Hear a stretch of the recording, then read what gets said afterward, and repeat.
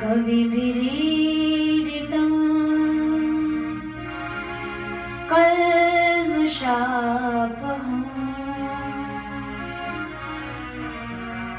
श्रवणमङ्गलम् श्रीमदाततम् भुवि गृह्णन्ति ते भूरिदा जना। श्रवण मंगलम, कोई कह रहा है तो ये तो सर्वोत्तम है, पर नहीं कह सकते तो कम से कम बैठकर सुन ही लें। तो श्रवण मंगलम, सुनने मात्र से ये कल्याण करेगा, मंगल करेगा।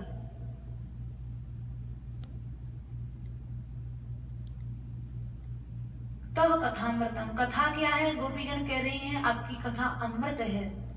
तप्त जीवनम, संसार में त्रितापों से तप्त प्राणियों के लिए जीवन दायिनी है।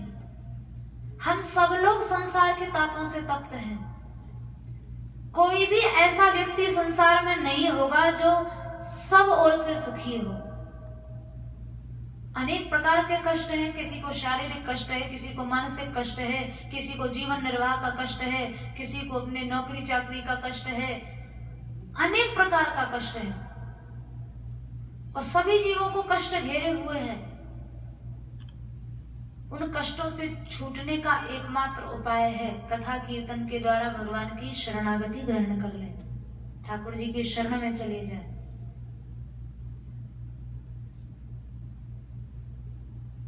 तो कथा कीर्तन को इतना, इसे प्राथमिक साधन नहीं समझना चाहिए कि भाई कथा कीर्तन तो ये तो सब शुरुआत की स्थिति के काम है। आत्माराम मुनि भी परमहंस सिद्ध अवस्था पर पहुंचने के बाद भी बड़े बड़े महान पुरुष कथा कीर्तन को छोड़ नहीं पाते।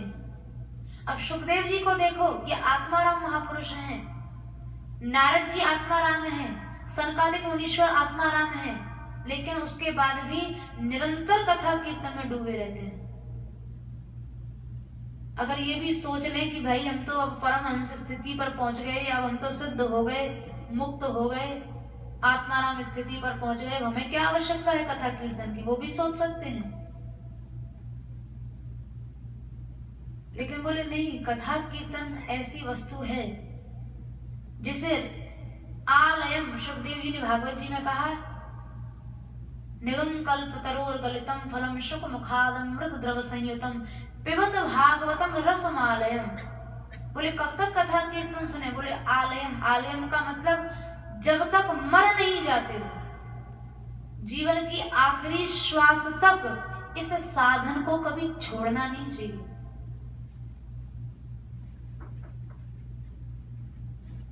ऐसा यह साधन है।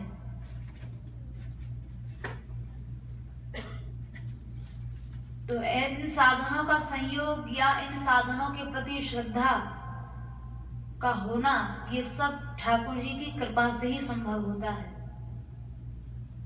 और नहीं तो दुनिया में अगणित लोग हैं, असंख्य लोग हैं, कितने लोगों की कथा कीर्तन में रुचि है, या कितने लोगों को कल्याण से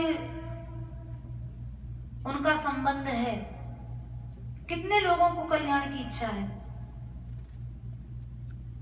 बहुत कम अंश में, क्योंकि ये सब चीजें बिना कृपा की नहीं होती हैं, बिना ठाकुर जी की कृपा की।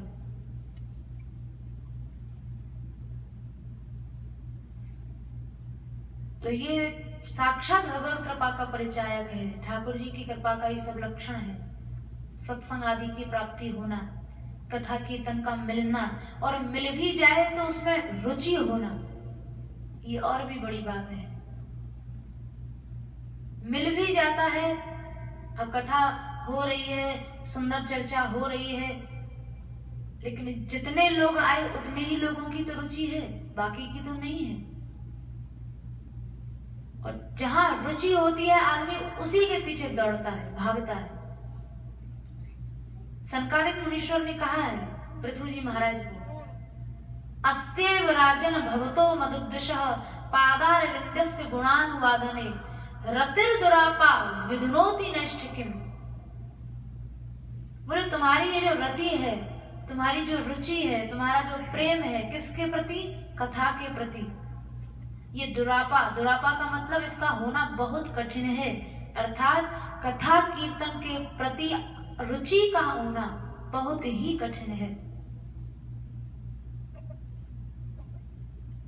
केवल कृपा से ये सब चीजें संभव होती हैं, केवल ठाकुर जी की कृपा से। सत्संग की प्राप्ति, कथा कीर्तन की प्राप्ति, ये केवल भगवत कृपा का लक्षण है।